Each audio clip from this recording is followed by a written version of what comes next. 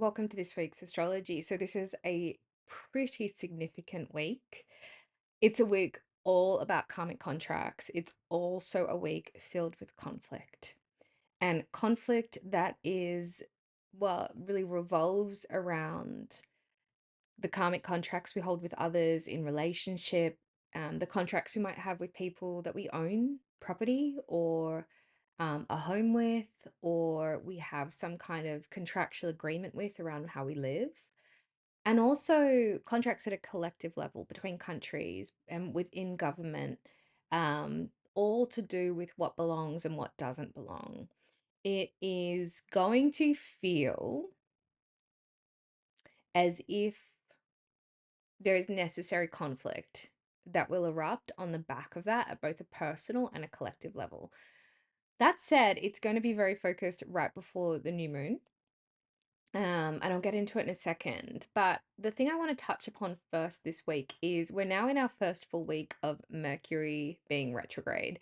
And actually, Mercury being retrograde is really important when we talk about Mars and the South Node meeting, which is what is creating that energy around karmic contracts and conflicts. Because Mars is retrograde, we're naturally in an environment where communication can go awry, where you can say one thing and someone else hears an entirely different thing. And the placement of Mercury retrograde through to the 29th of July, so it'll be at play for the entirety of this week, is in a part of Cancer called Ashleisha Nakshatra. And Ashleisha Nakshatra really deals with the poisons of the mind.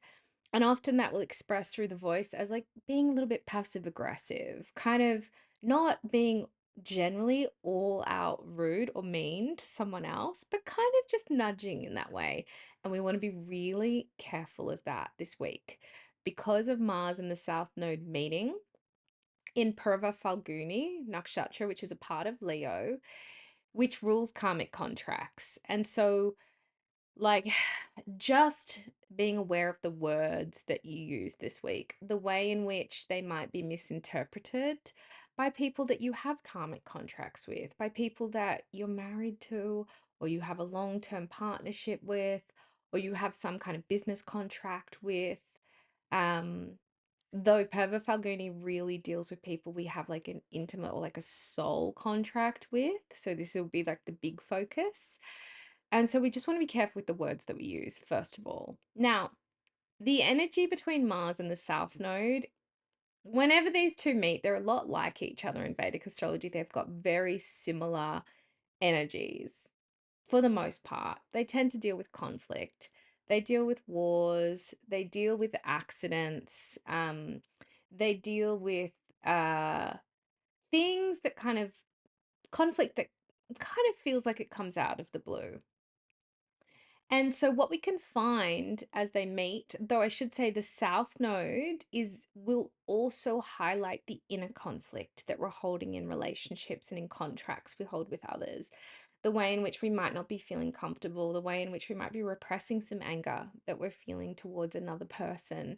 And it will want for us to deal with the inner partnership before we deal with the external partnership. But just don't be surprised if around kind of, when is it? Around Wednesday, that energy comes up. That's when South Node and Mars will meet perfectly. Now, this is something, if you want to track it back, it's a kind of building energy around your partnerships that has been building since the 8th of July this month. And it will continue to have ripple effects from what happens this week, firstly through to the 8th of July. But there are chances that what comes up this week won't be resolved properly until September with eclipse season. So just be prepared for tension in relationships. And that could, like, I'm really talking about marriage, I'm talking about long-term commitments, I'm talking about people that we feel we have a deep soul contract with. Things can feel a bit rocky this week. Now, the South Node and Mars are going to meet at 26 degrees, 32 minutes of Leo, which is the nakshatra Purva Phalguni.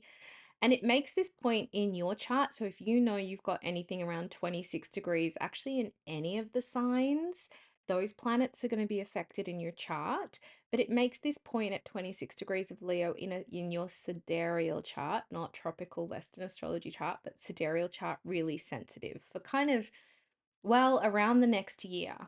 And what makes this particularly difficult on Wednesday, which I'll get to, is the moon is in Ardra. So things can feel really stormy on Wednesday. And this is kind of what happens in conflict, all war, I feel like the inner war and outer war, it starts from a place of confusion, a place of like a lack of love for the reality, for how people are. And it's when we try to change them, and really, like, war is the attempt to change something, the attempt to change a reality, and it doesn't feel good. It feels tense, it feels stressful. It's all about having an enemy. As opposed to seeing the other person as yourself. And that will be the big learning that happens with Mars and the South Node. Now, what we want to be aware of is what shows up this week on Wednesday as the two of them meet, because that 26 degrees of Leo becomes really sensitive in the chart. We're going to have an eclipse within 5 degrees of that on the 8th of September. So just be aware that if something isn't resolved this week, or if conflict comes up in marriage, in committed partnership, in business partnership, or with your soul contracts, they're really, if you can manage to resolve it this week and be humbled by what shows up, great.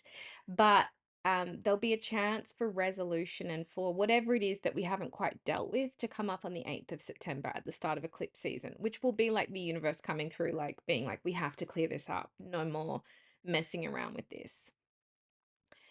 Pay attention as well to the partnerships that you have just after the new moon on Friday. So on the 28th, on the 27th to the 28th, the moon, which will be starting to wax again after being a new moon in Cancer, and it will join the north node, sorry, the south node, and Mars in Leo. And this can also stir up some of the latent conflict that hasn't been dealt with.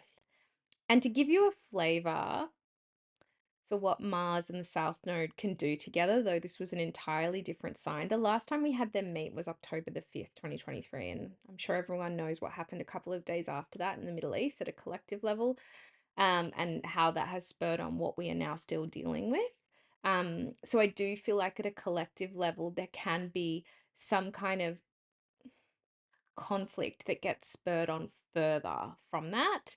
But in October 2023, these two met in Chitra Nakshatra, which is a part of Libra. So it was more about what is lawful, what is truthful, the abuse of law, the abuse of truth, and this particular meeting of the two squared Pluto. So I don't think we're going to see that level of explosive action with the South Node and Mars, because it feels like they're kind of working with something different. Now, the placement in Purva Phalguni deals with relationships. It also deals with procreation on all levels. So it deals with marriage, alliances, unions, and all of these are a result of past life karma. All relationships are karmic. It's really important to remember, and particularly this week, the person you find yourself in relationship at this moment, whether that is intimate or karmic, as intimate or business, is a result of karma. They're there for your enlightenment. They're there to bring up all your stuff, and that's their job this week, as is your job as well for them. And I say that because the South Node, which is sitting with Mars, is all about liberation. It's about spiritual liberation. It's about liberation from thinking, from the mind, from the karma that we carry. So there's also this opportunity with what comes up for it to actually, and for you to see it as a means for your own liberation. Now, you can find one way I feel like this is going to play out at a personal and collective level is disputes about contracts. Uncertainty around what should or should not be shared between two parties or between two countries when it comes to home, land, property, and money. Because home, land, property, and money are really the energy that we're dealing with. Where do people belong? And so I really do feel like this is going to be very big in the US with women's rights, with what's happening with deportation. It's also going to be really big with the genocide that's going on in Palestine. So just paying attention to those collective energies all around karmic actions being balanced, and there's a need for something to be repaid or balanced within a contract or a relationship. Now, personally, you might know what that's about. The thing we want to be really careful with, because we're in the world of contracts with these two, is that Mercury's retrograde. So be careful with anything you need to sign within the next, well, through to the 11th of August, because there's a chance that the fine print, you're missing bits of the fine print. There's kind of like a bit of chaos written into the contract, or what you're agreeing to, even if it's like a gentleman's handshake or just a verbal agreement, isn't fully understood by the other party, or what they're saying to you isn't fully understood by you. So just be very considered with the language you use, and try your best not to, like, because of the nature of Ashleisha, that kind of energy I was talking about at the beginning with Mercury, just doing your best not to inflict more venom into a situation, which is already bringing up a lot.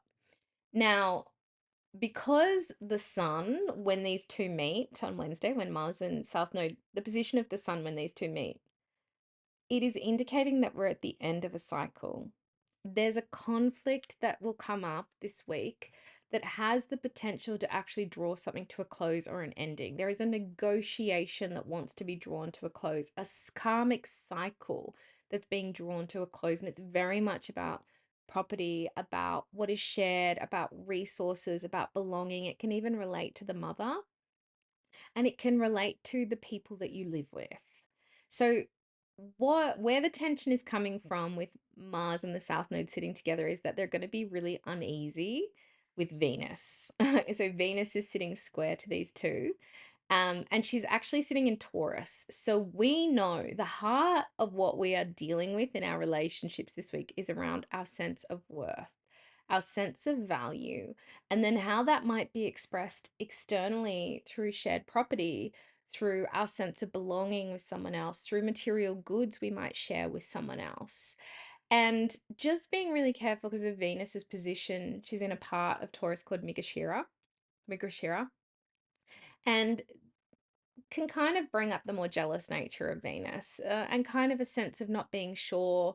Um, and at the same time, that stubbornness of like not wanting to let go of something. But actually, it would be much easier if you did, if you just kind of like put this thing to bed. Like you would find more freedom if you could just be humbled.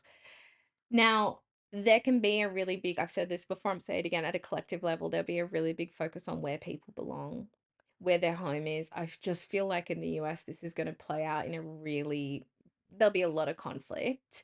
Though it doesn't have to be, it can, conflict always comes out when there's, someone starts arguing with the other. So there'll be two parties at play, and also in the Middle East. And I really do feel because, Mars is sitting 10 houses away from Venus, which is another way of looking at it. I feel like we're really talking about institutions and government at a collective level. So, just as a side note.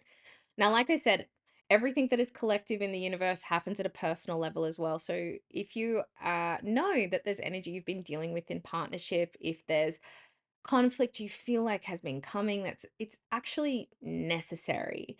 A good partnership is not one where we hide. It's not one where we pretend everything's fine and happy. A good partnership is finding someone that you can bring your stuff up with. That's their job. Their job is to bring up our stuff so that we can realize who we are, so that we can work through that energy. Now, like I said, just being really careful with Mercury retrograde if you do need to sign anything. But at the same time, if there is a contract at play with you and someone else that needs to be signed this week, just know it has a past life energy to it that's being called to be balanced. You can also find, because of the relationship going on here, um, that what the universe is trying to do is to almost like iron out what is being repressed, or like to bring up what isn't being said between two people or between two countries. And so that will show up as conflict. But what you like, the role that we can play within that is like, what did we agree to? Maybe even subtly, or what does the other person think we've agreed to that they think we haven't listened to, or that we've ignored, or we haven't done right, or it's not ethical. So really listening to that. And ultimately, you can find, because of the nature of the South Node in this particular part of Leo, it's really also a beautiful call for you to just let go of something you've been holding on to, something that's actually hurting you, mm, because you're holding on to it. And it reminds me of, I think it's Confucius who said something like, if you're out for revenge, dig two graves. And Buddha said something along the lines of that as well, where it's like, if you're holding on to anger, it's actually you that gets burnt, not the other person. And so just being really aware that this planetary alignment is going to bring up that inner conflict, it can make it really easy to see someone who you love as your enemy. And at the same time, if you like to be in a supportive relationship where you can bring up conflict, where you can allow conflict to be the sandpaper, to be the polish to your mirror, to bring you into a place of greater enlightenment of who you are. Now I'm going to break down the week. That's a lot, but that will be like, that's the main theme of the week, just being like karmic contracts and conflict. Now, if we break down the week today, the sun is in Cancer and it's entering Pushya Nakshatra. It's the middle part of Cancer. It's very auspicious and it will be in Pushya till the 3rd of August. And this makes, regardless of what is going on at a collective level or with the bigger planetary movements like Mars with the South Node, it really is enforcing a level of devotion, a level of connection to new rituals, and even to deeper wisdom.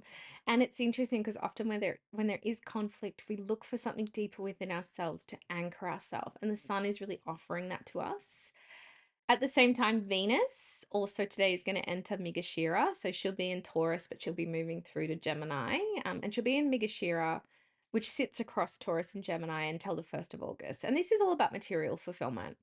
It can be a time of collecting new treasures, finding new possessions, coming into new possessions as a result of that Mars South Node conflict, even coming into inheritance. And it can also be a time where you just buy things to make your life feel more attractive. Just remembering that that Venus here will give pleasure but not satisfaction. So you might buy something thinking that it will make you happy and guaranteed it will not. So just know that. At the same time, the moon is going to be in Critica. Now, Critica is loosely the Pleiades, which sit in Taurus. But it's really, this is a day and which gives the mind good discernment. It's really a day if you need to cut things up, if you need to divide things. So that might be like actually physically in the material world, dividing up assets of some sort. If you need to cut things like your thinking, kind of like get through and like understand what's really going on. It's a beautiful day to do that. Just be really careful because this is quite a fiery energy and it can bring up a lot of anger, a lot of inner destructive tendencies where there can be the kind of desire to just throw things all out. But this is a great day to work ahead of what's coming on Wednesday with Mars in the South Node. It's a really nice, it's a day to confront things, to really be honest and straightforward with your words and with your thinking. If there's something you know you need to say, remembering to take into account how someone else might also be feeling, but not to the point where you gaslight yourself out of your own feelings. Now, on Monday, I would say Monday is probably the best day of this week. It's really a day to I don't know, like enjoy yourself and enjoy the material realm and find some kind of stability before things get a little bit chaotic towards the end of the week. The moon is going to be in Taurus still. It's in Rohini, which is where the moon is exalted, and the moon is the mind. So, really, it's a day of comfort, of passion, of sensuality. It can also be a very creative day. The watch out for this day is what can happen because like the mind is always searching for happiness, and on Monday it's there, like it's literally in front of you, you're being given it, but the mind can still find dissatisfaction even when gets given what it wants. So really be careful when you say you get what you want on Monday and you're still not satisfied. Just be careful with the mind playing that game because it there's never anything externally that will satisfy it. Monday's a great day to commit to long-term projects. And also just to take a moment just to appreciate how perfect everything actually is, even in the smallest of ways. Tuesday, the moon is going to move between Taurus and Gemini. It will be in a nakshatra called Mgirashira, which I've spoke about earlier, which is where Venus is at the moment. And Mgirashira generally makes things feel a little bit unsettled, particularly in the afternoon on Tuesday when it moves into Gemini. It makes us a little bit, can make you more sensitive to your environment. You kind of like noticing the people that are around you more, or their energy is more in your mind and you're really feeling it. What I would do on Tuesday to use the energy to the best of its ability is use it for research, use it for learning, for discovering new facts, for learning new things, because when the moon is in Migashira, it really, like, the mind is absorbing new information. That's what it wants. It wants to buy new books. It wants to research. It wants to look up articles. It wants to learn something new or build upon the knowledge it has. It's a really great day for like study and learning. Um, just be careful if the mind starts bringing up stories about your self image or about your self confidence, because those will be entirely untrue. They're just a kind of built in feature of Mrigashira. On Wednesday, this is going to be the hardest part of the week. It's the hump day for sure, but we're going to have Mars move into conjunction with the South Node perfectly in Purva Phalguni, which is a part of Leo, square Venus. And like I said, this is where we're dealing with conflict in our commitments, in our relationships. Now, this is made a little bit harder by the fact that the moon is in Ardra, which is Gemini, but Ardra is stormy. So you can find the quality of the mind is a little bit wild. It's a little bit destructive. Um, but at the same time, it's holding a lot of compassion for everything that's going on. And Ardra is associated with the teardrop. So it can also be a day where it's like, it just feels good to have a cry about everything that you're seeing in the world, about maybe everything that's going on or you think is going on in your life. It is a difficult day and there can be a lot of emotional churning. So just be really careful that, like, you know, talk to someone about it. Talk to someone about how you're feeling. Vent if that's because it's in Gemini. Like, talk, write it down, express it. But know, like all weather, it will pass. It is not here forever. But the gift of Wednesday is realization. It's bringing up stuff we haven't dealt with for us to see, and it's all there for our liberation. What we feel, we get to heal, but if we repress it, we never get the opportunity to work on it. Just don't be surprised on Wednesday if you feel like a bit of an outsider or if things happen to make you feel like you kind of don't belong. But just remember, what is there is to purify the mind and kind of to destroy the ignorance of the mind, thinking that it's separate. On Thursday, like Wednesday, there's a lot of churning. I would be saying, like, Wednesday, heading into Wednesday this week, just doing what you need to care for your mind, for yourself. You say if it's been a while since you've meditated or sat down to actually just be in silence and to regulate your nervous system, definitely do it before Wednesday. Just start the practice now at the beginning of the week. It will benefit you by the time you get to Wednesday. On Thursday, we get a little bit of relief. So things can feel really stormy on Wednesday and then they start to settle a little bit on Thursday, but not for good. But just on Thursday, there's a little bit of a break. The moon will move into Purnavasu, which means it's sitting between Gemini and Cancer. But Purnavasu is all about a return to the light. So after the storm of Wednesday, there's a sense of hope, a sense that something is changing and shifting. And Purnavasu is always about finding our deeper sense of home, our deeper sense of belonging. It can be a little bit restless because home is only ever within, it's not outside. And when we look outside, the mind gets restless because it's never quite enough. But it also brings incredible intuition. There can also be a desire on Thursday, to connect with family, to be with people that you consider your soul family, and a sense of emotional revitalization after yesterday. And added to that, the sun is going to be in harmony with Saturn. It's a really great day for foundations.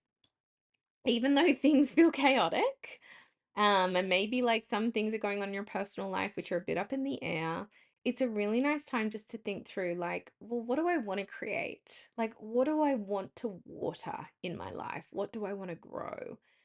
As we hit Friday, we have the Cancer new moon. It's in a very auspicious nakshatra, Pushya. So although this week is pretty chaotic, Thursday, Friday, it's a beautiful energy. It's really calling for us with everything we're seeing outside of us about where people live, where they have the right to live, where they don't have the right to live. It's a time for us to go within and find that home within. Um, this is a time of laying seeds of intention on Friday of what you want to grow within you, where you want to find your home. If you want to learn more about where that Cancer new moon is showing up in your chart, you can check out the ritual and reading below. It includes a personal written reading just on the new moon, as well as or includes a reading just on the new moon, as well as a ritual to help lay those seeds of intention. There is the call in this new moon for change, for things that you've been holding on to, for the order that you've been needing in your life. It's almost like give up control, is what the universe is asking, particularly when it comes to how you live and where you belong. The sun is going to be trine Neptune on Friday. It can bring incredibly prophetic dreams and understanding and almost a sense of like a liminality in the world. Like you're standing in a threshold where you're understanding maybe where you're headed, or you're able to connect with the energetics of the world, which can bring a lot of peace. And then we hit Saturday. So Saturday we get a little bit of a storm after the new moon because the moon will be in Pushya Nakshatra. So the moon will be starting to wax again. It will be moving through to a full moon. And Saturday can be a little bit difficult, particularly because the moon is going to be meeting Mercury retrograde for the first time in Ashleisha. So just be really careful with your words on Saturday. If you're not feeling good, if you're feeling a little bit emotional and overwhelmed, it might be a good day just to remove yourself from others so that you can ensure that what's going on up here doesn't leak into the world around you, that you're able to regulate by yourself and not get more overwhelmed and perhaps say something that you regret later on. Yeah, you just want to be really careful with the moon in Ashleisha is all about venom. But it's also about wisdom. And so you have this choice on Saturday, which is like, do you want to use your words to heal, particularly if you've been feeling a lot of emotion this week? Like, do you want to hurt others with that emotion? Even if it's in the smallest of ways, just kind of like, we all know how to do it. We all know how to push other people's buttons, like pushing someone else's button, because you want to be really careful. What can happen when the moon and Mercury in this particular position is you can say something, and what you're doing is you're repeating an old pattern, but it will have very long-term effects with who you say that thing to. So be really careful with your words. That said, the opportunity for Saturday is to see where an old pattern around your speech and emotions is playing out. There's the opportunity to really put things to bed on Saturday to actually bring things to a close, which will make your life feel freer and more enjoyable. So that's this week's astrology. I hope this supports you in what is a really massive week. And if you need a little bit of extra help, you can check out the video below, which goes into Mercury retrograde in detail, but also join me for the Cancer New Moon ritual and reading, or let's do a one-on-one astrology reading if you want to really know what's going on in your chart.